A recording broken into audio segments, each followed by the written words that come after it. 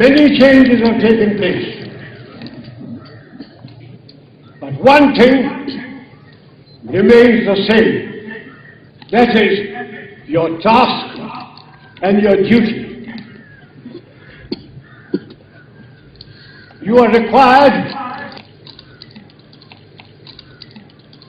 to ensure the security of this country against any aggressor. What does that mean for you? It means that you should have to fight, and fight to win.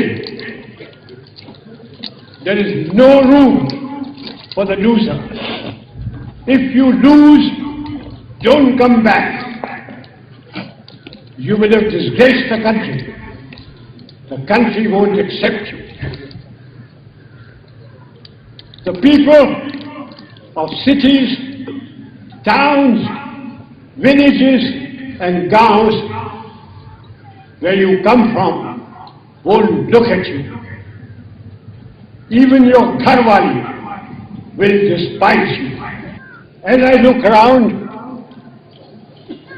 I see parents, I see relations, I see friends who are looking at you with trust and pride. Make sure, gentlemen, that you don't betray their trust or their pride.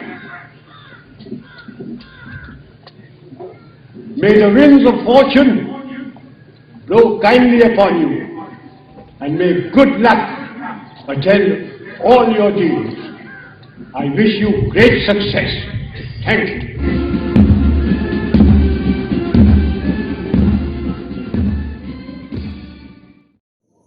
Hello दोस्तों, कैसे हैं आप? मैं हरेंद्र यादव स्वागत करता हूं आपके अपने YouTube चैनल सक्सेस स्टोरी पर।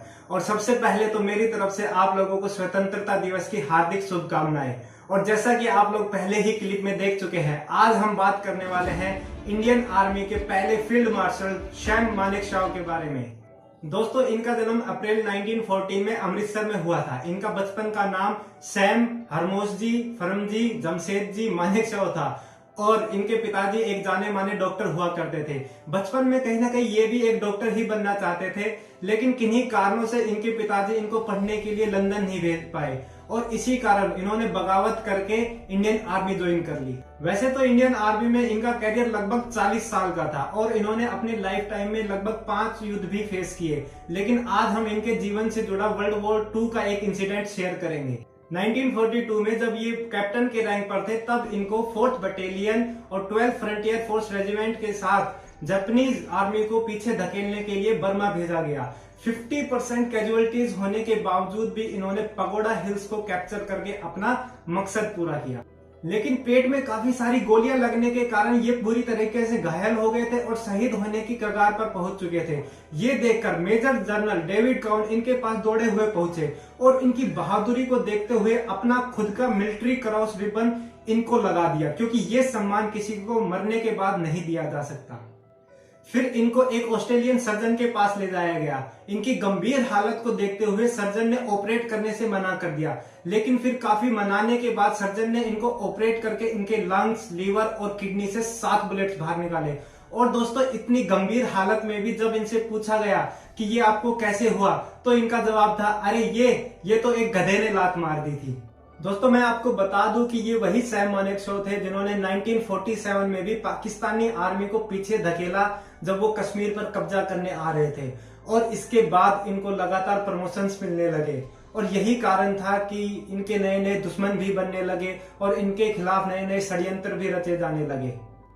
दोस्तों, ये हमारा दुर्भाग्य रहा कि 1962 का इंडिया चाइना वार हम हार गए, क्योंकि उस वक्त सैम मानेकशॉ ऐसे ही कुछ षड्यंत्रों के कारण कोर्ट प्रोसीडिंग्स में व्यस्त थे और युद्ध लड़ने नहीं जा सकते थे।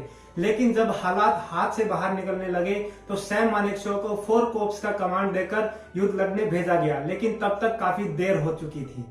इसके बाद 1964 में इनको ईस्टर्न कमांड का general officer commanding in chief बनाकर कलकत्ता भेज दिया गया, जहां पर इन्होंने नागालैंड इंसर्जेंसी को मुंह तोड़ जवाब दिया। और दोस्तों मैं आपको बता दूं, ये वही आर्मी चीफ सैम मानेकशॉ थे जिनकी लीडरशिप में इंडियन आर्मी ने 1971 में इंडो पाक वार में पाकिस्तानी आर्मी को सरेंडर करने पर मजबूर कर दिया।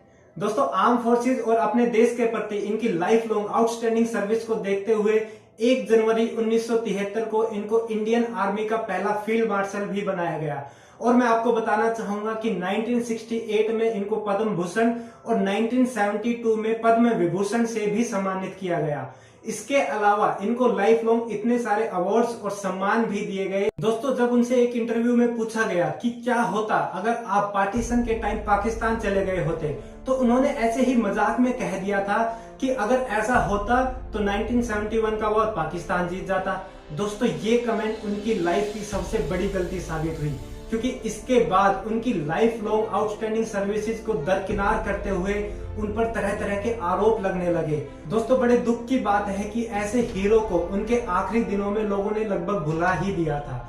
यहाँ तक कि 2008 में जब उनका निधन हुआ तो कोई भी वीआईपी या वीवीआईपी उनको श्रद्धांजलि देने तक भी नहीं पहुंचा। लेकिन आज स्वतंत्रता दिवस के मौके पर यह वीडियो हमारी तरफ से श्रद्धांजलि है फील्ड मार्शल सैम मानेकशॉ को और ऐसे ही अनेक वॉर हीरोज को जिनकी शहादत के बदौलत आज हम खुले आसमान के नीचे सांस ले पा रहे हैं। दोस्तों अगर ये वीडियो आपको पसंद आई तो आप चैनल को सब्सक्राइब करके अपना प्यार दिखाएं।